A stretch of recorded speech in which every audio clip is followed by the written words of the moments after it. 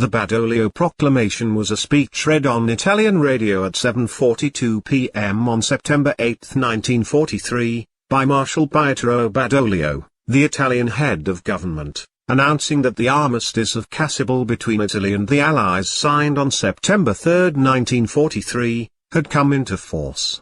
It followed a speech on Radio Algiers by U.S. General Dwight D. Eisenhower at 6:30 p.m. also announcing the armistice. The proclamation read: "The Italian government, recognizing the impossibility of continuing the unequal struggle against an overwhelming enemy force, in order to avoid further and graver disasters for the nation, sought an armistice from General Eisenhower, Commander-in-Chief of the Anglo-American Allied Forces. The request was granted. Consequently, all acts of hostility against their Anglo-American force by Italian forces must cease everywhere, but they may react to possible attacks from any other source.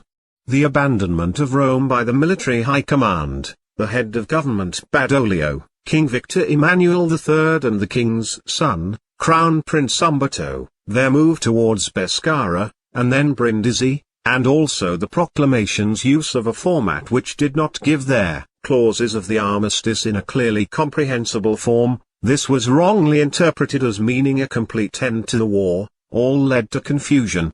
This was particularly so among the Italian armed forces on all fronts, who remained unaware of the armistice's precise content and disbanded themselves.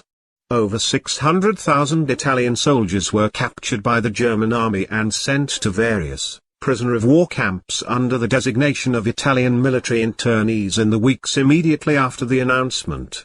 More than half of all Italian soldiers laid down their arms and returned home.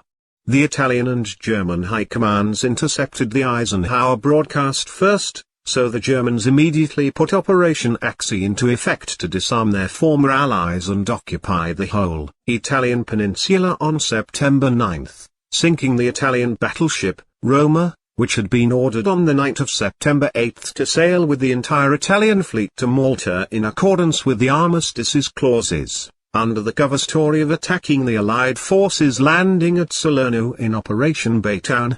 At the same time, part of the Italian armed forces decided to remain loyal to the king, giving rise to the Italian resistance. Other branches, especially in the north, such as the ex-flotilla UMAS, decided to remain loyal to fascist Italy and the Germans.